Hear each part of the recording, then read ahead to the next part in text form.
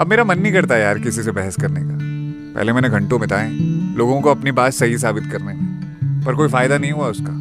लोग ना अपनी सहूलियत के हिसाब से ही आपकी बातों का मतलब निकालते हैं। तो अब जिंदगी का सिंपल सा उसूल है, जो मान ले उसका भी भला, जो ना माने उसका भी भला।